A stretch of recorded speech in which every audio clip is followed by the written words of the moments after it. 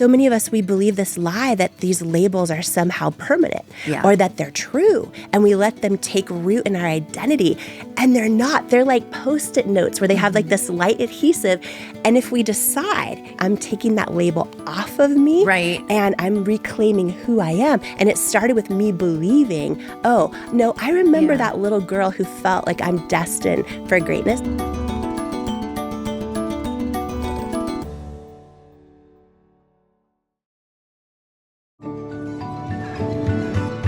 Jamie, I am so excited to welcome you to Reclaiming. Thank you for being here today. I am excited. I'm honored. I'm another woman just screaming, cheering you on with everything. And I'm excited for this show and all of us that are reclaiming our own story. You know, it's so interesting because so many people know you either as the founder of IT Cosmetics, you know, who sold her company to L'Oreal for $1.2 billion cash, or as the, you know, woman who went from a waitress at Denny's to selling her company to L'Oreal for $1.2 billion cash. Like that, you know, there's such this incredible narrative around you, which is all true. I really heard your story for the first time at Amy Griffin's G9 conference the other year and was so just in awe. Kind of one of those, your story is one where your jaw drops many times of moments. And I'm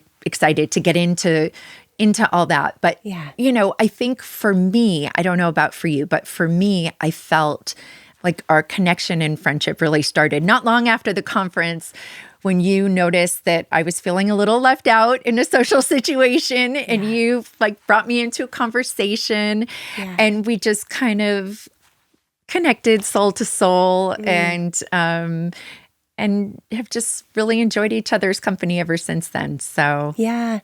I love that you remember that moment.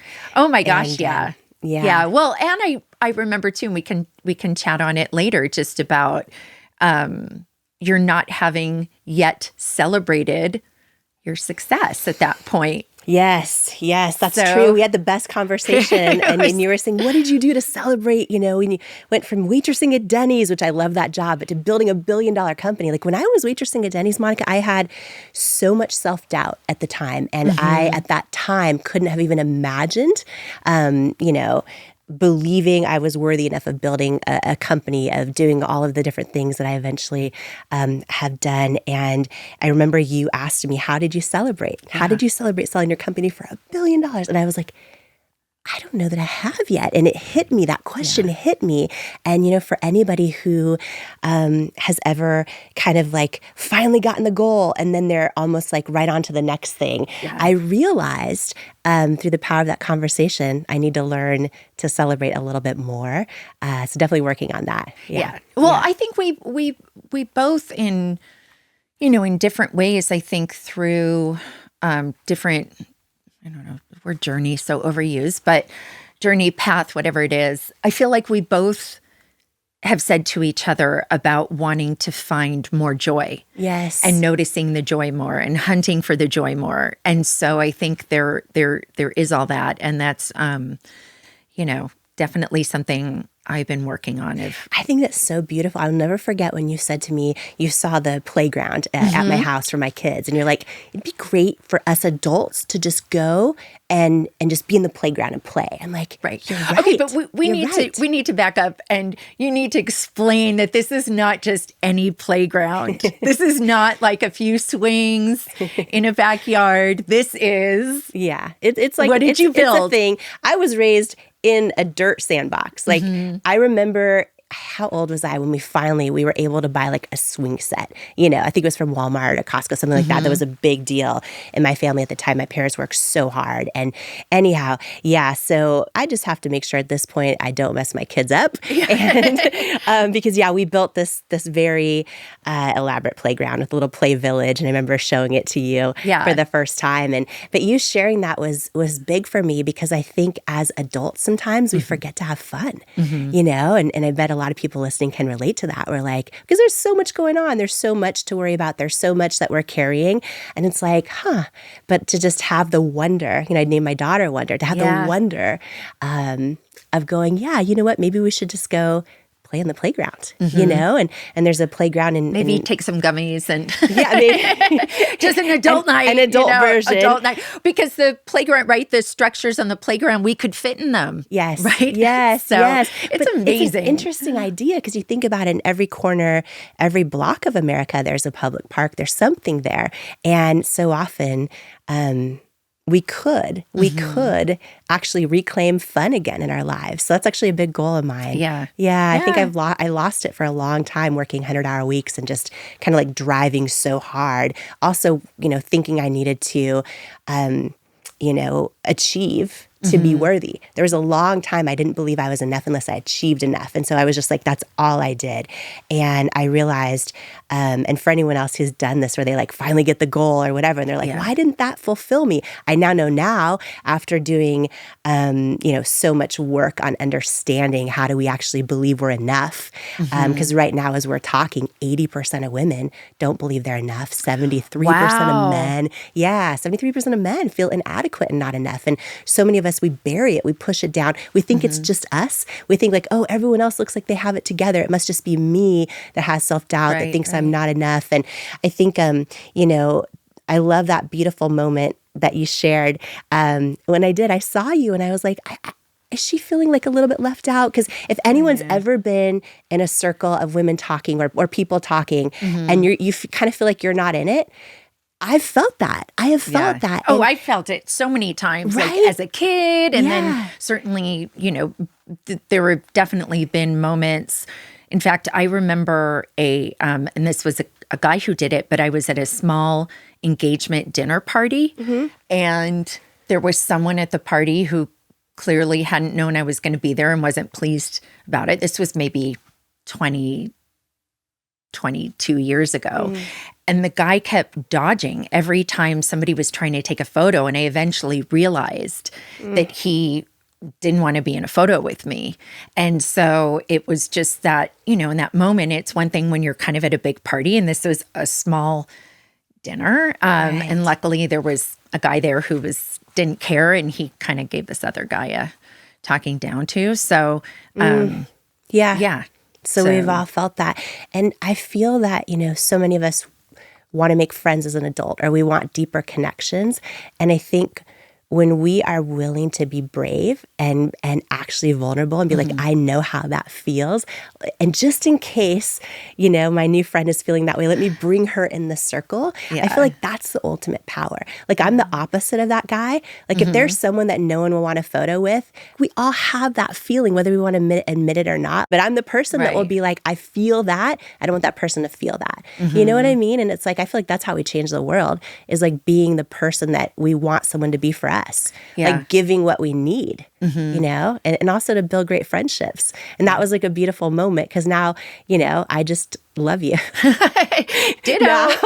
Now when I'm like, if I need to pick me up, I'm on your Instagram stories laughing so hard, trying not to send you response emojis to every story that you do because they're so funny. But also because I think what I love about the interactions I have with people through my Insta stories is that seeing who responds, like who laughs at what, and that there are certain groups of friends of mine, like there's certain people that I know who don't know each other that have the same exact responses to certain things. Or there'll be things where I think of you as so, you're so like present and responsible, and your faith is such a big part of your life.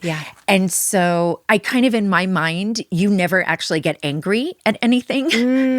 And so sometimes when you respond to my memes that have swear words, I'm like, yes, Jamie, it's just kind of I don't know, because it feels a little subversive for you. Yeah, faith is a huge part of me.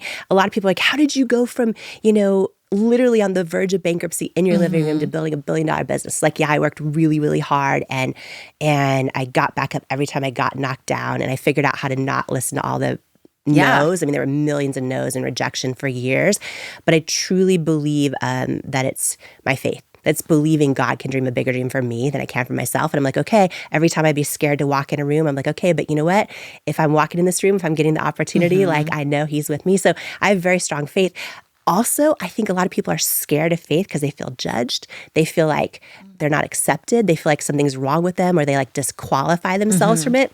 Listen, I think if Jesus were standing right here, like he would love everyone, no matter how they identify, no matter who they love, no matter how they vote. I believe God is love. And so when I see somebody who is curating their Instagram stories and it is the funniest shit I've ever seen, I celebrate that. I think that is like a gift, a talent, an anointing. And I don't know who's listening that is not on your Instagram stories, but if you're not, your life is somehow better when you go on them.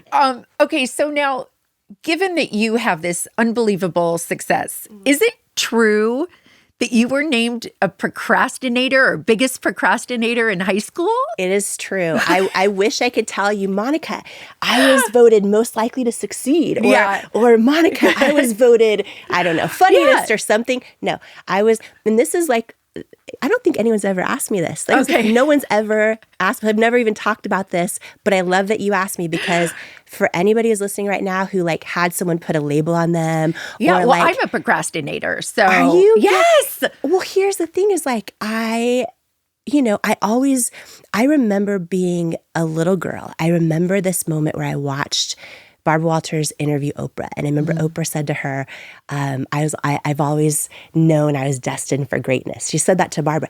And then I remember being like 8 years old, and I remember having this feeling in me that was like, me too. Like, I feel like I'm different from how I'm being raised. I feel like I'm gonna help people. I feel like I'm gonna serve. I feel like I'm destined for something great. Like, I felt that as a little girl. And then I remember what happened in the press. I remember the backlash when Oprah said that, because at the time, no one was used to a woman speaking so confidently. Right. But I always remember, feeling those things. So fast forward to high school, I get voted biggest procrastinator. Yes, I turned in, okay, first of all, I was working like 4 jobs. Yes, I turned in my homework late, all the things. Right. But I was like devastated by it. And and I was like, no, I'm sorry. Did I bring up something? No, it's good to talk. It's good to talk about this because in the story of reclaiming, actually, that I'm putting together live as I talk to you about it, if anyone's had someone say something like, you'll never do that, or you're not, smart enough, or maybe like teased you or whatever, I struggle with it for a while. I'm like, am I the biggest procrastinator? Do other people not see who I truly am? Like, all of it. It was a minute. And then I remember literally deciding, I am not going to let somebody else put a label on me. I'm not going to let it stick. And I had this moment where I'm like, you know what? These labels, and I can think to others growing up, other labels that have sort of been spoken over me, and we all have them. Yeah. Blowjob queen, You what? Blowjob queen. Blowjob queen. Blowjob queen. Right? And it's like, here's what's so beautiful. And this is why I love the work you're doing in the world with reclaiming. I love so much of this, because so many of us, we believe this lie that these labels are somehow permanent or that they're true. And we let them take root in our identity. And they're not. They're like Post-it notes where they have like this light adhesive.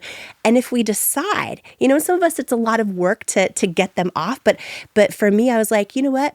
No, I'm working 4 jobs. I know who I am. And yes, I turned in all my homework late and didn't get the best of grades in high school. But you know what? I'm taking that label off of me. Right. And I'm reclaiming who I am. And it started with me believing, oh, no, I remember that little girl who felt like I'm destined for greatness. Like, I really remember that. And so, I remember, working at Denny's being like, okay, I love this job. And I would have thoughts like, can I run this restaurant? Like, I would look at the manager, and I still had so much self-doubt at the time, but I felt that feeling like, okay, I felt that feeling, and it was like a lot of work to get there. But I'll never forget when the day we launched It Cosmetics. It was years and years and years of rejections and no's, but we eventually built it to over 1,000 employees. And I remember when when L'Oreal bought the company. And it was like in the press everywhere. I actually remember thinking back to that biggest procrastinator label. Oh, wow. And I felt empowered, like, no, that's not my story. And that's what I love, is you can go from underestimated to unstoppable because you're in control of the labels you let stick to you. But it's like you have the power to take that label off and to reclaim. And like you are who you decide you are. And that's what's so beautiful. Do you think whoever voted on that, whatever that was, do you think they knew that you were working 4 jobs? I don't think so. Yeah. That's, I mean, because that feels, context is always so important to understanding people. Yeah. And that was a good lesson. I'm like, I'm kind of misunderstood. And I'm like, okay, so this is what it feels like to be misunderstood. Let me feel that for a minute. And then also, what can I do to make sure people actually know who I am? Yeah. And then, I don't know, I can't remember if it was high school or college. You do your homework, by the way. No one's ever asked me that. Yeah. But you were then valedictorian, right? In college, yeah.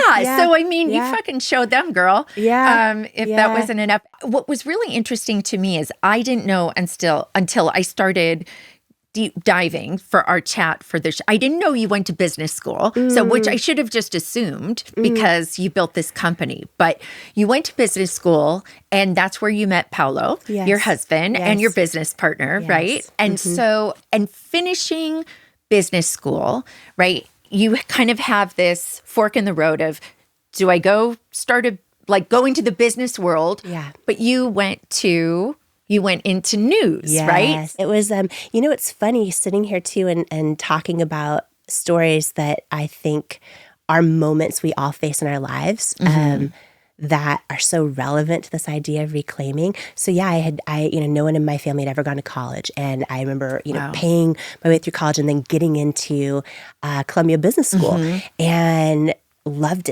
all of it. And in the middle of it, I was like, you pay so much money. It goes so fast. And I found, I started writing for the paper, doing interviews with alumni and being like, trying to get as much value for everyone else. What do you wish you knew when you were in business school? And just kind of like these deep dive interviews with other CEOs and other alumni of the school. I loved it so much that when we were in between the year 1 and 2, everyone else is going and getting like these high paying internships in banking or consulting. And I took this big risk for no money. And I had no money, by the way. And I went to a small market station in Washington State, in Yakima, Washington, unpaid. I've been to Yakima. Have you been to Yakima? I have. I did a talk there. Oh my gosh. Okay, so you'll know it's the middle of the country of Washington State. And I did an internship for free where I learned how to write and edit and shoot and all the things. And my aunt lent me her station wagon that every time you drove it, the panel would fall off. You couldn't go through a car wash. Like it was the whole thing, but I was grateful. And so then I go back to Columbia Business School and everyone's, talking about their great internships that are, and they're all set up for after. And I remember when I graduated, a big metric for how to measure the school's success is average starting salary, first year out of, and that's a big deal to these schools that all compete for the top ranked business schools in the country. Sure. And the average starting salary was well into the 6 figures when I graduated. And it was this moment that I think, and thank you for asking this, because I think had I not listened to my gut and my knowing, my whole life would be different. Yeah. And I got a job offer in television news for $23,500. Now, everyone else is making 6 figures. And with $23,500 a year, I couldn't even make my loan payment, But I'm like, I know I'm supposed to do this. I'm going to figure this out. I'm going to eat top ramen. I'm going to figure this out. And I remember a lot of my classmates who are great. They wanted the best for me, but they're like, you're doing what? Like you're graduating Columbia Business School and you're going to go to Tri-Cities, a town called Tri-Cities, and you're going to make $23,500. Right. And I just knew, I think the moments that change our lives, that literally help us become who we're born to be, is when we trust that knowing, over your story has so many of those moments, but do you feel like is there a moment or a story for you from when you were younger Was it that moment when you saw Oprah and you knew you were special or destined to do something special? Or was there something else where you sort of formed a relationship with yourself in that knowing? Yeah, it's funny, that moment. And for the record, I think all of us have that in us. Like, I actually think, we always hear about cancel culture and it's brutal. I think the most prevalent form of cancel culture is the one no one talks about. It's when we cancel ourselves before we even try, before we even go for it. And I think if every one of us kind of gets still, I think we know that, are we the fullest expression of who we are, or are we kind of dimming our light? Are we kind of holding back? Are we kind of worried what other people are going to think? Are we kind of not going for it? And I remember in that moment when I was 8, watching that moment, feeling like that, like, oh, I also, Monica, I felt this is going to make no sense, but I felt in that moment like, I'm going to meet Oprah. I'm going to meet her one day. And then one day I'm going to share other people's stories with the world, like what she does. And I'm like this girl who doesn't know nobody who knows nobody, but I had that feeling. And what I've learned to do is kind of like trust that feeling, even when it doesn't make sense. And I believe when we trust our intuition, I think it's never wrong. I think it either leads us to the next right step or the next right lesson that we're supposed to learn. And so like now I unwaveringly trust it. Like when you and I were in that social setting and I saw you kind of out there, I'm like, I have a feeling like we're going to be friends. I just had a feeling. And also I know what that feels like, because you are pretty awesome. You're amazingly awesome. And you are awesome. And you're an incredible friend. No, you are. I don't know. I'm just going to say it. I'm on your show. So let me just say this for a minute. In the day-to-day real world, watching how you show up for your friends, you're an amazing friend. And so I'm very honored to be one of them. And I'm honored to celebrate that too. So, but yeah, there's been all these moments where had I not trusted that whisper, that intuition, or that knowing that didn't make sense to anyone else, things would have turned out totally different. And sometimes like, we just go, oh, well, no one else thinks this. Especially women, we make decisions so often through consensus. We have a gut feeling, but then we ask all of our friends or what do you think? But what do you think? And before we know it, we doubt ourselves out of our own destiny. And I think doubt ourselves out of our own destiny. Yeah. It's so easy to do. And I look back and there were so many moments where I'm like, oh my gosh. Like there were moments I came close. Like when building at cosmetics, there was people look at the outcome now and go, oh, it must have been a fairy tale or easy. Or you're lucky. Or you just got lucky. Or the story the press always shares is Denny's Waitress builds $1 billion company. Right. It's like, yeah, that's true. But like, the years and years and years of teetering on bankruptcy, of everyone saying, we don't think you're going to make us money in your stores. It's a no. We don't think women will buy makeup from images like this of real women or diverse women that we were using. It was no after no after no after no. And it was just to put the pieces together. So it was when you were on camera, you were an anchor in Washington, right? And you had this moment that led to a total I don't want to tell the story. You tell it. Yeah. Well, it's so funny because that's another, I feel like I'm going through a journey of reclaiming everything, like talking through this, because I'm like, oh yeah, that was another moment of trusting the knowing that didn't make sense to anyone else. But I was like, I know I'm supposed to do this. And so I'm, working in small market news, and I moved my way up in markets, and I thought I'm in my dream job. I'm like, this is what I'm supposed to do. And what I didn't know is I was about to enter this whole new season of setback in my life and self-doubt. And, I have hereditary rosacea, and on my face, for me, it gets really red and bumpy. So like, I have rosacea too. I don't get bumpy, but I'm red. And then depending on what I eat, sometimes it will flare up. Yeah, exactly. So have you ever had, because for me, I get these pustules and these breakouts where it's just bumps everywhere and my whole face will feel like sandpaper. No. Okay, good. Thank goodness. Yeah. So I'd always had it. And I thought, but I've always been able to cover it with makeup. It's never been an issue. And I remember one day I was anchoring the news live and I hear in my earpiece from the producer, there's something on your face. There's something on your face. You need to wipe it off. off. You need to wipe off. And you can't talk back because you're live Oh my doing the gosh. news. And I was like, Right. okay. And I rationalized in my head, well, I know what it is. I'll just fix it in the commercial break. And I remember during the commercial break, I glanced down at my compact and I tried to cover it and it wouldn't cover. And now I'm back live anchoring the news. And, what was happening was that the hot HD lights were breaking up the makeup. And so if you imagine like the way desert clay cracks and red kind of comes through. So I'm anchoring live and I hear in my earpiece, it's still there. It's still there. Oh my God. Jamie, Jamie, it's still there. And so that moment, I thought, okay, this is going to be fine. I just need to figure out maybe a different makeup product. And I started spending my entire paycheck on makeup, pro makeup artist lines, drugstore brands, department stores, and nothing would work. And I remember this season where I'd be on the air live thinking like, am I going to get fired? Like I'd be anchoring the news and you're supposed to be happy and all this. I'm like, am I costing the station ratings? Like I would have thoughts because of the big season of self-doubt, like our viewers changing the channel as they're watching.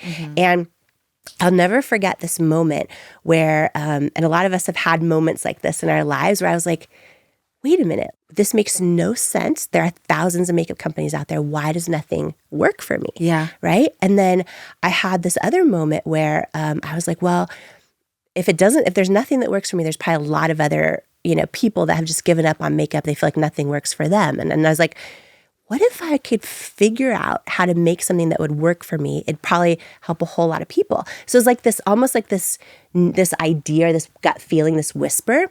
But then really fast, my head, which is where our self-doubt lives, talked me out of it really quick. It's like, oh, but you got no money. You have, nobody in the beauty industry. You have no connections. You're unqualified. And I sat in that place of like, I kept having that feeling every time I would go on the air. Like, okay, am I supposed to figure out how to make a product that works for me? Like, is this what, like, it was like this feeling, am I supposed to start a makeup company? Like, I never even thought of it. And I had that kind of, I guess, whisper in my gut that wouldn't stop. But I was so quick to talk myself out of all the reasons why I'm not qualified. And one day it hit me, and I didn't understand the concept of what's your why for doing something. But it was really a moment of grace where I had this moment where I'm like, this makes no sense that all these companies are out there and nothing works for me. And I was like, well, wait a minute. From the time I was a little girl, I would see these television commercials and these ads in magazines, and I loved them. I always aspired to look like them, but deep down inside, they always made me feel like I wasn't enough. Yeah. And it's because they up to that point had always been sort of like photoshopped, and and so now I'm sitting there going, wait, I've never actually seen a woman with bright red bumpy skin saying like, this product's great, like selling a product, right? And I was like, what if it's not even about it? And authenticity. And it was this moment that felt bigger than me. It was like, well, wait a minute. What if it's not even about, what if I can figure out somehow how to make a great product that works for me? But what if I put real people as models? And this was not being done. It was like, what if I put every age, shape, size, skin tone, skin challenge, like call them beautiful, mean it? What if this is bigger than a product? What if I'm supposed to do something that helps, that tries to shift the definition of beauty in the whole beauty industry for like every little girl out there who maybe is about to start doubting themselves and every grown woman who still does. And so when that why that I needed to do it felt bigger than me, that's what got me to take the risk. And I thought I was in my dream job. Like I thought, oh wait, this is what I'm supposed to do forever. But I think sometimes knowing when to let go of a dream matters as much as knowing when to go after one. And it was like I had that feeling, that gut feeling. It's so interesting listening to you is because I feel like so many of us so often will have that sort of the back and forth, the tango, of is it time to let go? Is it time to keep going? And it can be so hard. I mean, I'm just listening to you and thinking about how hard I find it at times that there sometimes is very clear and sometimes it feels really murky. And I have to spend a lot of time trying to figure out, is this my intuition or is this my wishful thinking? Or is this my negative voice?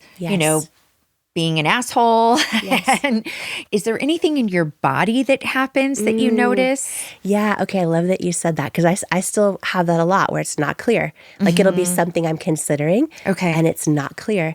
I've had people ask me to do, I've spoken at so many events, right? Yeah. I'm going to do my 21st Tony Robbins event in Oh my a gosh. few weeks. So I've spoken at a lot of Right. other people's events. Did the Oprah Yeah. event this last year. Yeah. Everyone's like, well, why aren't you doing your own events? And every time I get still and I think about it, it's not clear yet.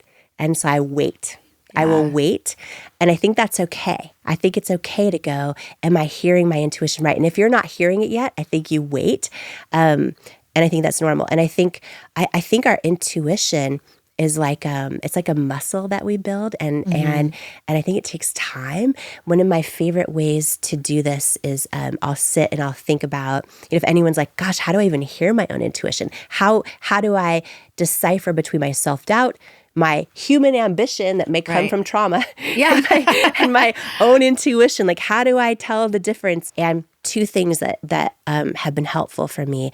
On my podcast, Oprah was the first guest, and which is wild because full circle on the Jamie moment. Kern Lima show. Jamie Kern Lima show. Let's give it a shout out. I cannot wait for your episode. Oh, I cannot wait for it. Is so good. Oh, I cannot wait. But one of the things that she said that I now have on replay over and over is she said, when you're not clear, and she goes, you need to get so still and ask God or the thing you call that's bigger than yourself, and wait, ask and wait to hear the answer, and just get still until you do. And she said, don't go asking your friends because they don't know, and ask, as she put it, she says, ask God, what is the dream you have for me? Or in the case of any topic, what's the answer to this?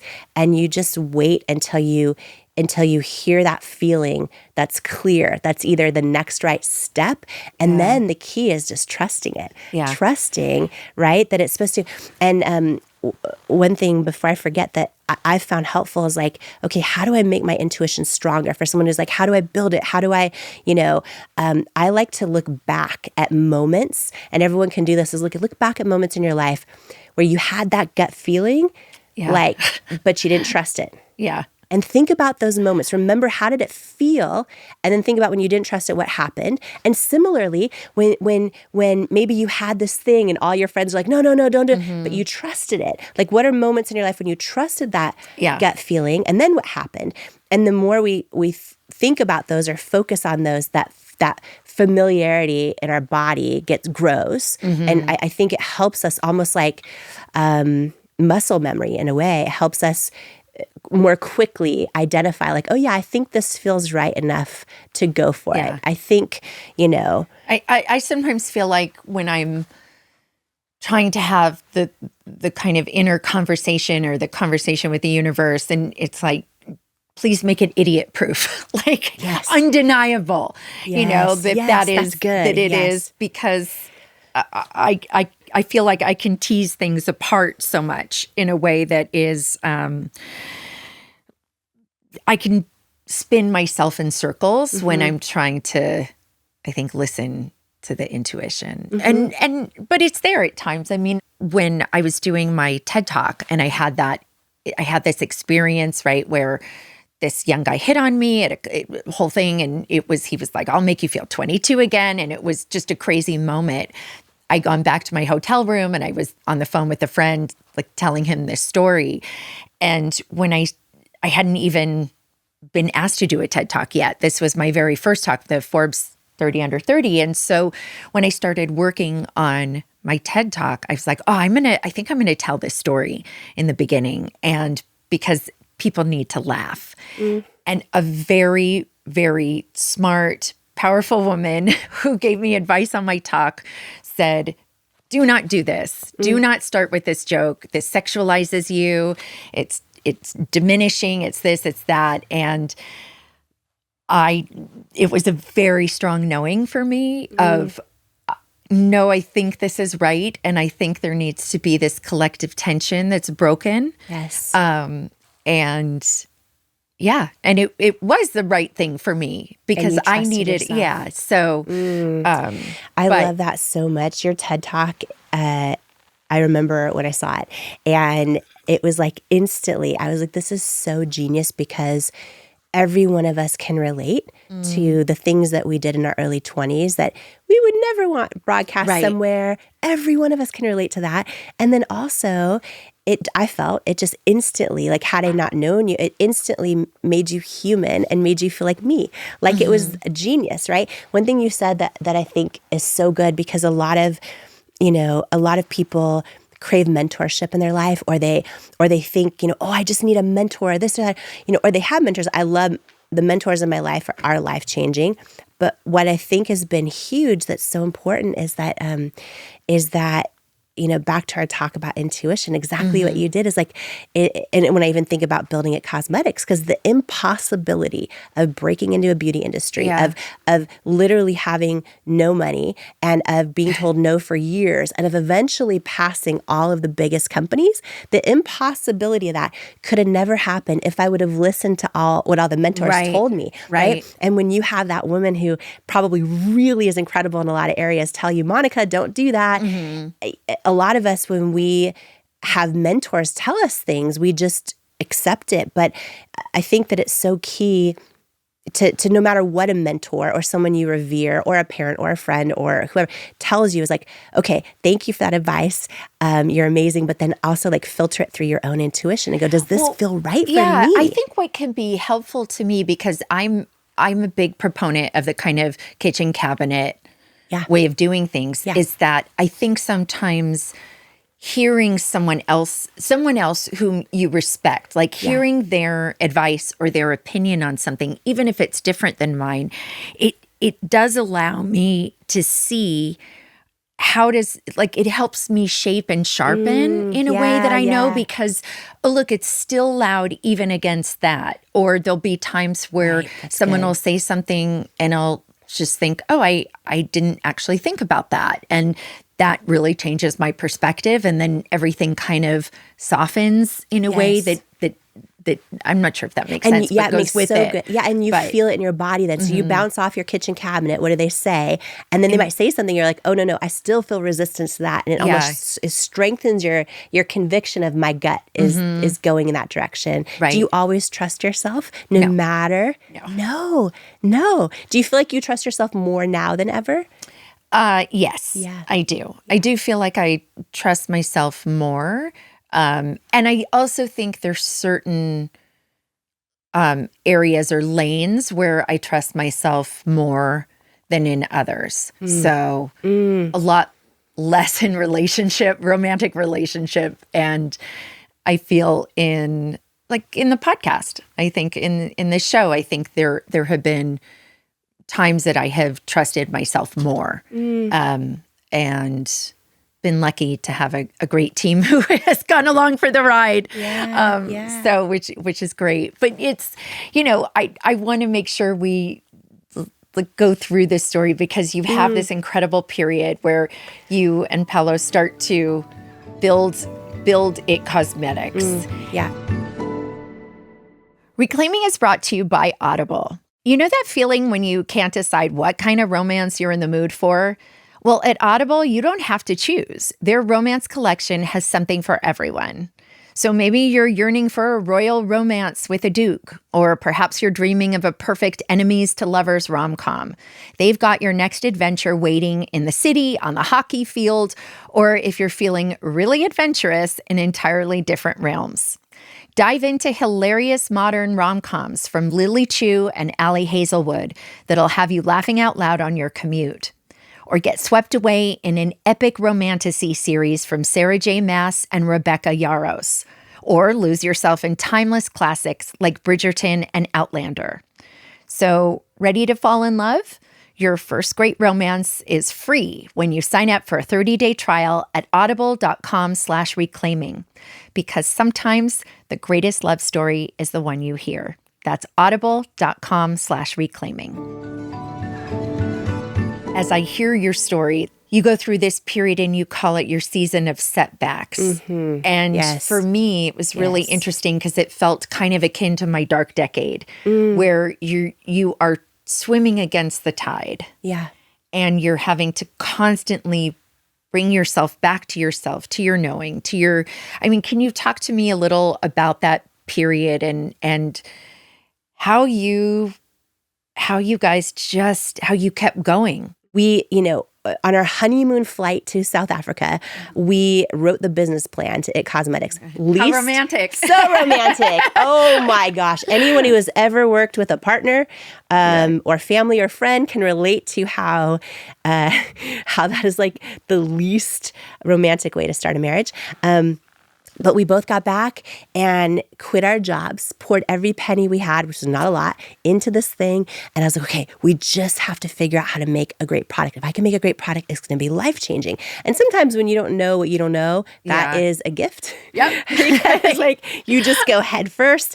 And so, we did all this research on manufacturers and we got a great manufacturer. We did hundreds of iterations. We created this product. I was like, it's so good. It's, it works for me. It's going to be, I just thought like, oh my gosh, like this is it. And I'll never forget, we start sending it to everyone. Sephora, Ulta, all the department stores, QVC, right? The live television shopping channel, everyone, every single one of them said no. Every retailer. And this to put this in perspective, this went on for years. So we had hundreds and hundreds of no's. Now in that process, I was like, okay. And by the way, what they would say to me, especially the department stores, because I would go in there with images of real women, every skin tone, every, skin texture problem like I had, every age, shape. And they'd always say these words, Monica. They would say, women will never buy makeup from images like this. You have to use images of unattainable aspiration, right? Which they always use the words, meaning you can't even look like that because it's not real. Yeah. Right? It's like, and I would say, well, maybe women are sick and tired of buying from images that don't look like them. And it was like, no. And I remember going, okay, this product's so good, we're just going to build a direct-to-consumer company. Like I had seen those companies that, had just sold direct. I'm like, okay, but we had no money. So I was like, how are we going to build a great website? We couldn't afford to hire anybody. And so my husband went to Barnes & Noble and he got that big yellow book called HTML for Dummies. He builds our entire first website. And I'll never forget the day it went live. I was like freaking out. I was like, this is going to be huge. I was like a kid on, Christmas morning. Like, this is going to be big. This is going to be... And the day that I remember the moment the website goes live.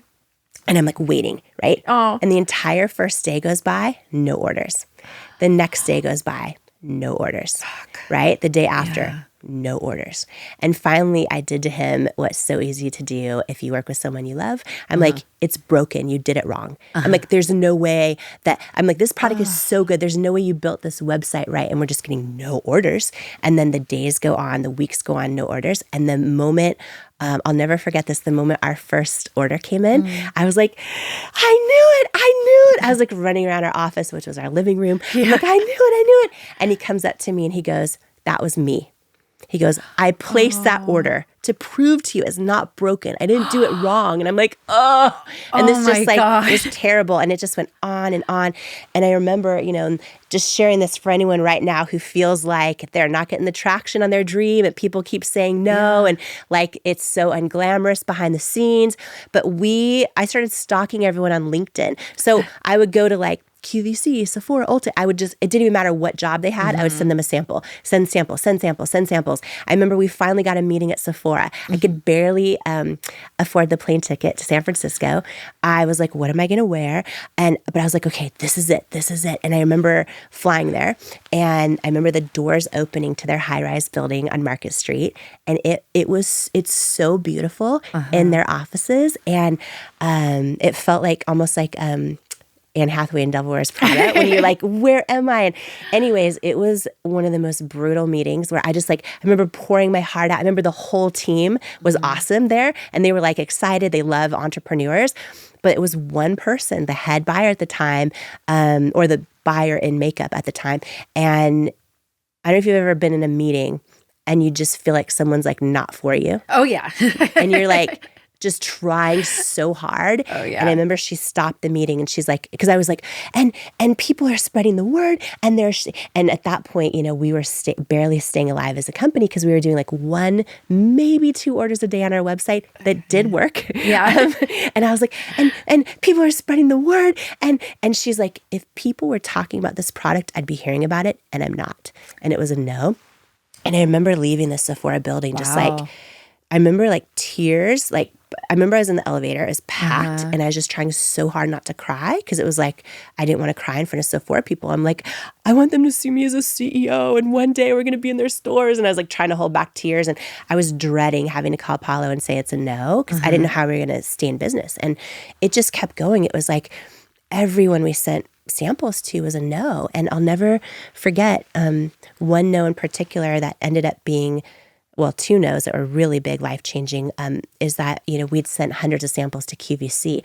And finally, a guy named Alan Burke, who's the head of QVC Beauty, like a legend, I hear that he wants to have a call with me. And I'm like, oh, like he built the multi-billion-dollar beauty division at QVC. And I'm like, if he wants a call with me, like there's no way it's a no. This is it. And I'm like, okay, if all these stores are saying no one will buy makeup from images of real women, I'm like, QVC's live television. You can't Photoshop it. Like, I'm going to go on there and prove that, like, I could vision it. I'm going to prove the product works.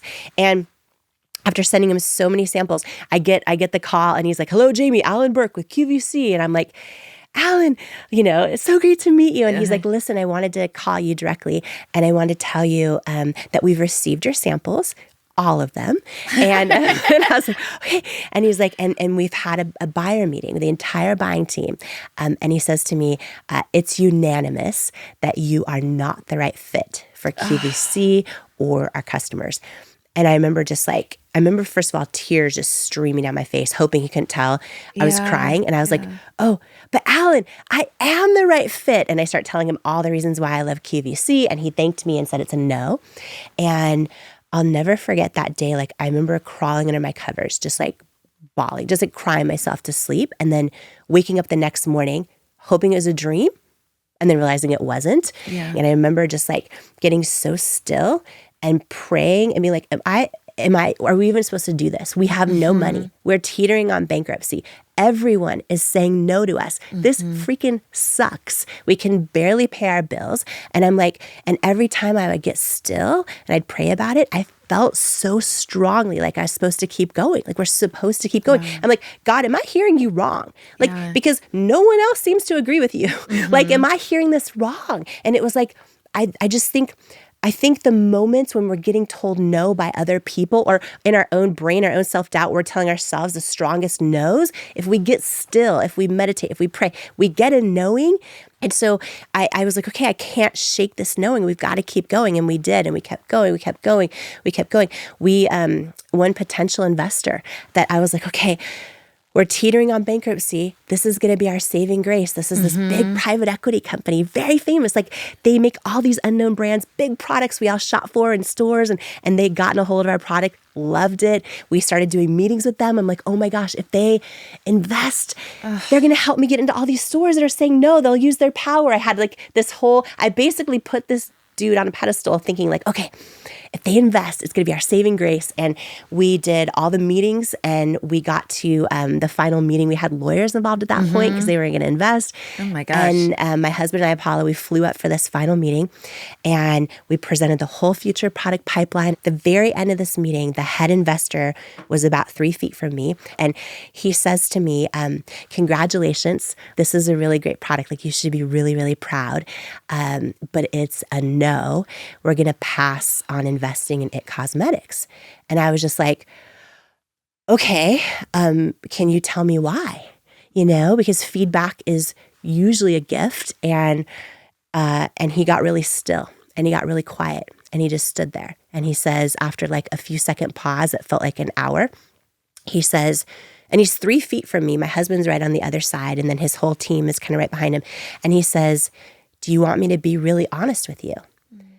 And I was like, yes, please. And he says, I just don't think women will buy makeup from someone who looks like you with your body and your weight. And when he said those words, what was kind of wild is I never actually felt anger toward him, but it felt like literally, I remember feeling like a lifetime of body doubt. Yeah. Flood my whole body and self-doubt. So it almost felt like I was staring my own fear straight in the eye, right? Yeah. But this is what I will never forget. When he said those words, I just don't think I'm going to buy makeup from someone who looks like you with your body and your weight. Monica, I felt this feeling in my gut so strong that said he's wrong. Like I felt it. Like I could feel it right now, literally, that said he's wrong. And I didn't know how I was going to prove it. Right. He was looking like he was right. But like I felt it. Yeah. And in the next, I didn't hear from him again for 6 more years. And in those 6-year windows, I would hear those words and I would imagine myself turning down the volume on his words and turning up the volume on that feeling, that knowing. Wow. And then I remember we were down to under $1,000 in our bank account, literally, which by the way was only a few weeks to be able to keep the lights on, right? Because that was personal and company. You guys must have been so combined. Oh, constantly scared. Like I'm so embarrassed. I would go to the frozen yogurt place and I would get all the samples. And then I would because we're just like trying to stay alive and just like, I remember all the years of like, when I would try to get $20 out of the ATM. Yeah. And if it happened, it was a miracle. Yeah. And I would always remember those days? And I would hit no receipt. I couldn't look at the receipt. I couldn't handle it. I couldn't handle it. I would always think to myself, I'm like, okay, if I just were more responsible and I knew what did what my dad tried to teach me of keeping a ledger and knowing what's in my bank account, but instead it was ATM roulette was what I thought of it as. Yes. ATM will roulette. $20 come out or not today? Yes. So yeah, it was like that. Yeah. And it was just like, okay. And let me interrupt for a second. Yeah. Are you and Paulo, is he in the same place are you guys on the same knowing path together? Yeah. Are you just constantly boosting each other? Are you fighting? Are you or all the things? So hard. It's funny, when we met in business school, I'll never forget, he would, in the building that the business school's in, the vending machine is 10 cents more expensive than if you go 2 blocks up the street. And he would go, for no reason, he'd go 2 blocks up the street to save 10 cents on his Diet Coke. And I used to think that was not so attractive. Not so attractive. But I'm telling you, it was the biggest blessing when we were struggling, because it was like every penny. I appreciated that side of him. Yeah. It was not easy. So many friends and family are like, okay, so you haven't paid, because it was over 3 years before we could even afford to pay ourselves a penny. Like, so you both quit your jobs that you loved and you haven't paid yourself for 3 years? I mean, they were legit worried. I mean, I would have been one of those people caring about you and probably worried and said, like, should you hang up your hat? Like, is this, have you had enough no's to prove to you you're not supposed to be doing this? So fast forward, and we just kept going, and we ended up I was at a big convention in New York, and QVC had this giant booth. I'd never met anyone in person, not that long before I was told no by Alan Burke, you're not the right fit. And I just prayed my butt off and win it. You're not supposed to leave your booth. You're demonstrating products and your hope is to win an award or have a buyer discover you. You're not supposed to leave your 3-foot booth. And there was 6,000 women there. Every brand in the world puts their products they've launched that year there. So there's all the most incredible brands, and there's It Cosmetics, which no one had really heard of. And I remember beelining over to the QVC booth and going up to a buyer and just pouring my heart out. I was like, my name is Jamie Kern Lima, and I started a company called It Cosmetics. And I remember her name was Michelle, and she's like, oh, I have your samples. And I'm like, yeah, well, if you've tried them, they're really good. They're life-changing. I just remember I remember sweat dripping down my leg, and I remember just pouring out whatever was in me. And she gave me her card, and she said, let's have a meeting. And so we flew up to Westchester, Pennsylvania, met with QVC, got our very first yes. Got our very first yes. Now, what that meant, okay, and this is crazy. It was probably one of the greatest life lessons, business lessons I've ever learned, but it meant we got 1 shot to go live on QVC for 10 minutes and either hit their sales goal or not come back. I was like, okay, okay. And then I learned we had to sell over 6,000 units, because every time you're on QVC, you're up against the same sales numbers Apple, iPhone can do, or anyone else. So it's the big leagues, right? And they're like, okay, I learned we'd have to sell over 6,000 units in a 10-minute window to hit their sales goal. Now, again, we're doing 1 to 2 orders on our website a day. That does work. And I'm just like, okay. And then I learned, Monica, it was a consignment offer. And what that meant was somehow we had to figure out how to pay for, manufacture all 6,000 units, ship in, pass regulatory compliance, QC compliance, all this stuff I won't bore everyone with, but it's so much. And then once that's all done, I go live on TV to 100 million homes. And if it's a consignment offer, so if it doesn't sell, we take it all back and we're not paid. Oh my God. So you should never say yes to that if you can afford it. But at that point, we were so desperate. Right. Now, we had no money. So we go out trying to get SBA loans to cover the manufacturing costs. 22 banks said no, and they should have. The 23rd bank, which was California Bank and Trust, gave us an SBA loan to cover the purchase order and a little bit more. We went all in. And that little bit more, and this was a big thing, that little bit more we took and we hired third-party consultants, and they help like all kinds of people sell their products and in stores and on television, and they are incredible and they help a lot of people. And here was the problem that I found myself in. They all said the same thing to me. They're like, okay, you've got one shot. And here's the thing. If you're going to actually hit the sales goal on QVC, which is so hard to do, here's what you need to do. And they would tell me, you need to produce your segment this way and put these type of models in the chairs to demonstrate your product.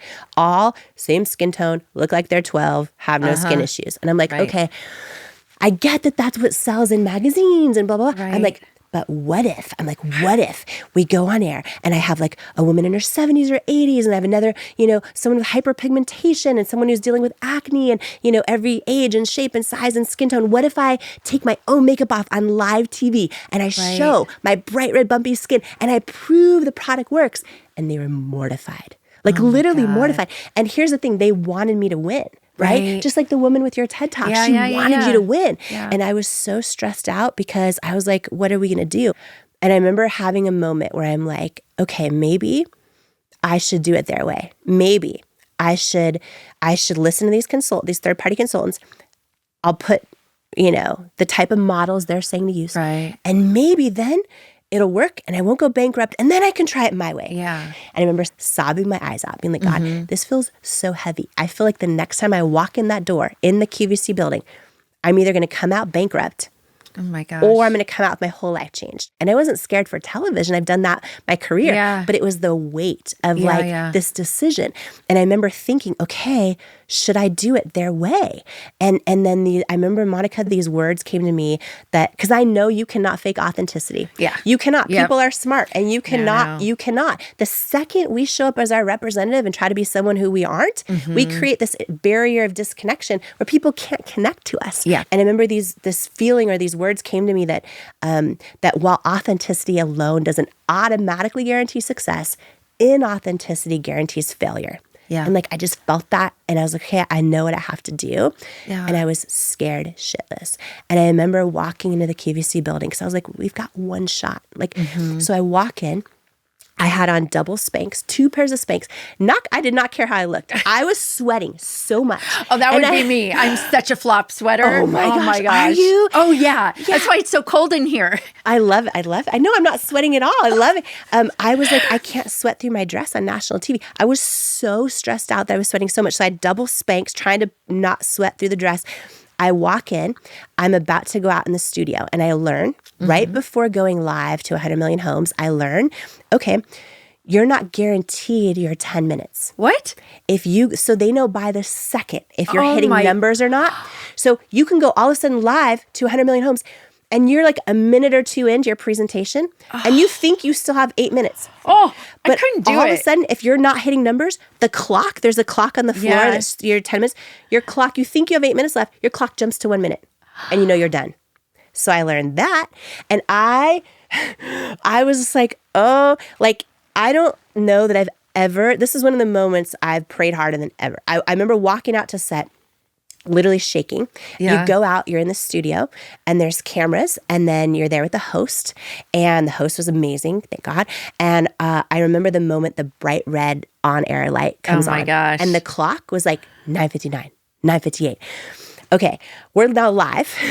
And I remember glancing over to my models in the chairs, every age, every shape, every size, every skin tone, every skin challenge. I remember the moment. So we're live, and I had practiced this demonstration on my wrist that was so good. I put our concealer and I put the top 2 department store concealers. And what I do is I would bend my wrist back and forth. Theirs would start to crease. Okay. Ours didn't. That's big. The only problem was I'd only practiced it in my bathroom mirror a million times. Now I'm live in front of 100 million homes. I start trying to do this demonstration, and my hand is shaking so much because I'm so stressed out. The host grabs my hand, shoves it under the podium. She's like, "Thank you, sugar." And she took over. And I remember the moment my bright red bare face before shot comes up on national TV. And I remember walking over to the models, and literally every age and shape and size and skin tone. I remember calling them beautiful and meaning it viscerally in every ounce of my being. And I remember we were a few minutes in, and I didn't know how we were doing, but I knew we weren't cut yet. I was like, okay. And we kept going and going. And I remember it got down to the minute, there's a minute left. And the host says, the deep shade's almost gone. The tan shade's almost sold out. And literally right at the 10-minute mark, this giant sold out sign comes up across the screen. Oh my gosh. I start crying on national television, and they cut from me and went to Dyson Vacuum or something. Right. And I remember I was like, ah! And my best friend of 25 years, we met when we were waitressing. She was one of the models. She has hyperpigmentation. She was modeling, and she starts sobbing. And I remember my Paulo comes running through the double doors of the studio, and I just remember his face, and I'm sobbing, and I'm like, real women have spoken. And I was like, ah. I think he's going to come hug me. And Paulo, I think he's going to come hug me. He comes up to me and he looks at me and he puts both fists in the air and he's like, "We're not going bankrupt." And I'm like, ah. And that one airing was wild. That one airing, back to our story of trusting ourselves, that one airing turned into 5 that year, 101 the next year. Then we started doing 250 live shows a year on QVC. 250? That's almost year every day. Year after, yes. That's more than every other day. Wow. Yeah, we built what became the biggest beauty brand in QVC's history. And I only share that because years they said no. And I remember Alan Burke said no, and you're not the right fit for QVC. Yeah. He became a great mentor and friend. He is to this day. And he was such a champion. And what's wild, Monica, this is how life works. I believe this when we trust ourselves. And he so shortly after we launched, he ended up retiring. He had been there for decades at QVC. He retired. When he retired, we hired him in a paid position on our advisory board. So the guy that rejected me was now working for me. How did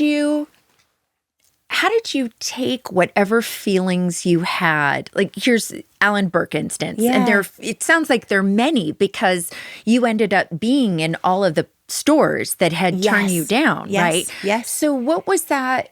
How did you push aside any anger or resentment to sort of see the value in that person there? Yes, that's so good, because so often when we are rejected or someone tells us no or they decline our book or whatever it might be, it feels personal. Yeah. And sometimes it is is personal. Me. Yeah. And sometimes it is personal. And, all the times I felt, and by the way, so yes, after we launched on QVC, after we grew, after all the things, we got yeses. And the first yes was from Ulta Beauty, and they were freaking phenomenal. And their team just went all in. They believed in what we were doing. Eventually, all the department stores, everyone eventually said yes. And here's why I believe that happened.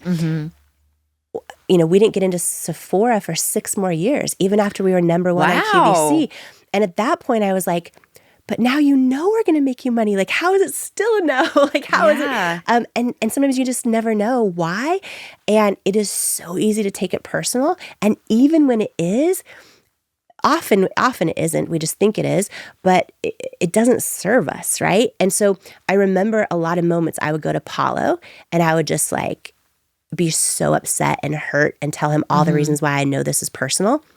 But how I played it from a business perspective was much more okay, I am going to, in every ounce of my being, respond to that rejection as if I am fully convinced it will be a yes and we will be in their stores. And so one thing I did was I was like, I can't take this personally in the business world. I cannot do it. And every single no, every single rejection, even if in closed doors when I cried to Paulo, I felt it was personal. The way I handled it and responded was, I don't know if you call it a game of chess or what is the best, highest good for my mission with wanting this company to be huge. And the best, highest good in my mission for wanting to touch as many people as possible is to do the smartest thing possible, which is to not take this personal. And you know what? I know, this in my friendship circle. I have friends that are atheists. I have friends that have all different faiths, no faith, all of it. I love them with my full heart. For me, every day, Monica, I pray God will bring the right people in my life and have the wrong ones leave. I pray He opens the right doors and closes the wrong doors. And I actually believe this to my core. I believe that God will block our value from people who are not assigned to our destiny. So for me, I've learned how to reframe every rejection in a way where I'm like, okay, you know what? I'm going to trust my faith. I'm going to trust that, God's blocking my value from that person for right now, for whatever reason. I'm not supposed to get sucked into that particular friend group, or I'm not, whatever it is, I got to trust it because I can't let it take me down. I can't let me lower my own vibration, right? Because we become what we believe we're worthy of. Yeah. Well, I mean, this is just such an incredible story. And I'm so in awe of how you're able to lose the moment of getting the yes, and you would just find your way back to the positivity. I know people have said to me, I don't know how you got through it. And I look at you and I'm like, I don't know how you got through it. And it just, I look at you. I look at you but with just celebration. But it's because everyone needs to know how to get through it. We all have our different versions of how do we get through it. And, I know I've said this to you before, but, you are life-changing for so many people, right? You are. And how do I get through this thing?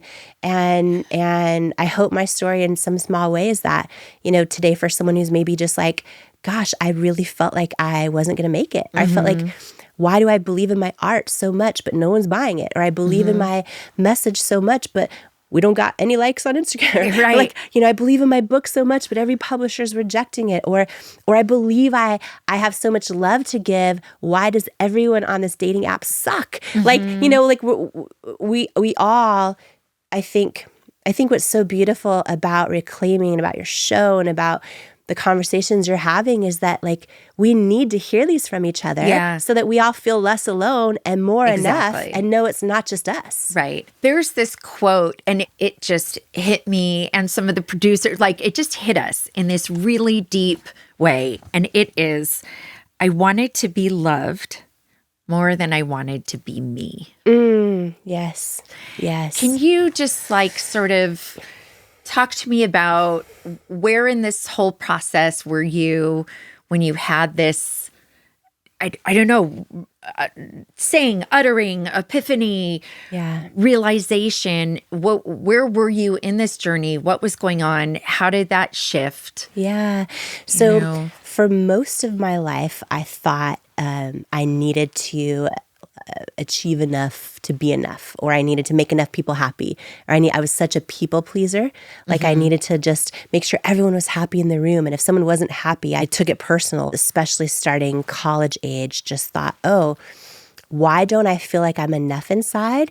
I think that once I, am working in television news, then I will. But then I worked so hard to get that dream job, I still feel like something was missing. I was like, okay, then I launched the company and I think once I do this, once the company gets to this level, or it was always about that next thing. And I didn't understand. And the moment that of life-changing epiphany happened to me later in life. And I never understood that there's a huge difference between things that build self-confidence and things that build self-worth. And they're very different. For anyone who thought, when I finally get that white picket fence, or I have the 2.5 kids, or I find the partner, or I get that job, or I get my 6-pack abs, or I hit the goal weight, or I get the dream car, or I get the number in my bank account, when I finally get that thing, then I'm going to feel enough. Then I'm going to feel happy. Then I'm going to feel fulfilled. And so many of us, what happens is we work so hard for one of those things, and maybe it's a promotion at work, or it's a certain, whatever it is. We get the thing and we feel good for a minute, and then we're like, this I still don't feel enough. I just need to raise the bar. It needs to be more. It's the next thing. It's the this, it's the that. And we spend our whole life doing that. And what I've learned is all of those things build self-confidence. And self-confidence is very different than self-worth. Self-confidence is our willingness to try and go for it, how we assess ourselves compared to everyone else, how we evaluate our skills and abilities. Our self-confidence can rise or fall if we're winning or losing. They do studies that the boxer who wins the fight automatically 30% more confident, right? Our confidence fluctuates. But it's based on external things, and it's very different than our self-worth. Our self-worth is the belief that we are fundamentally worthy of love and belonging exactly as we are. So self-confidence is our skills and abilities. Self-worth is our identity. And most of us will just keep building self-confidence. And it's why we can see somebody anyone can relate to this. Someone in your life, you're like, she's amazing. She's kind and generous and smart and talented and beautiful. Why is she with that dude that totally mistreats her? Yeah. It's because we can do all the things that build self-confidence. But if underneath it, we do not have self-worth, our self-worth in our life will become our ceiling. And what happens is, if we struggle with self-worth under everything else, we can achieve. But our level of fulfillment will always hit the ceiling of our self-worth, and we'll sabotage stuff in our life we don't feel we're worthy of, right? So Monica, this is probably going to sound crazy, but I'm going to share it. Okay. I believe, I say this in my book, Worthy, and why I wrote the whole book, Worthy, is because I believe we don't become what we want. We become what we believe we're worthy of. And I was at this moment where, It Cosmetics was wild. By the way, the day L'Oreal paid, so L'Oreal ended up buying the company, right? They paid cash, $1.2 billion cash, which, by the way, that was the first day I heard from that investor in 6 years. That potential investor who said women won't buy makeup from someone who looks like you with your body and your weight. I hope you said fuck you. I know, right? That's what I wanted to say, fuck you. But he says to me, congratulations on the L'Oreal deal. I was wrong. Okay. And it felt to me like that moment in Pretty Woman where they wouldn't help her in the store. And then I wanted to say to him, big mistake, like huge. I didn't. I kept it classy. I wouldn't have wanted to be him. And here's the thing, back to I think how God will block our value from people. Had he invested in us, I'd probably be on some crazy diet. I probably would have not trusted my gut on the type of, creative decisions I made with the company. Yeah. We probably never would have built $1 billion company. Right. So it's like, thank God he didn't believe in me. But anyhow, so fast forward, I'm in this place in my life where, wow, we sold the company for $1 billion. Wow, I'm so passionate about our mission. I'm helping so many women. Yeah. Everything I had a lot of self-confidence. Okay. But deep down inside, I still didn't feel like I was enough. And I didn't truly understand the difference yet. And there was one moment that was defining for me when you ask, was there a moment where this shifted? Since the time I was a little girl that I mentioned, thinking one day I'll meet Oprah, all of a sudden, my assistant wrote a letter. I didn't know she wrote the letter. It's a long story. It's a 1 in a billion thing that happens. And I meet Oprah at her event in her green room. She invites me to a lunch at her house. I now find myself, okay, so I want to put this in perspective for anyone listening because we all have versions of this in our own life. I was very confident. Things were really going well for me in my business and my mission, but again, I didn't have strong self-worth and I didn't know the difference. So I'm now at Oprah's house, okay, we have a 3-hour lunch, just me and her. I'm like, what in the world is happening? I'm like, and I'm very introverted in real life. And I was talking and it was so great. At the very end of the lunch, Monica, she hands me her cell phone number. And she says, you can call me anytime. Call me anytime. I'm like, okay. And I leave.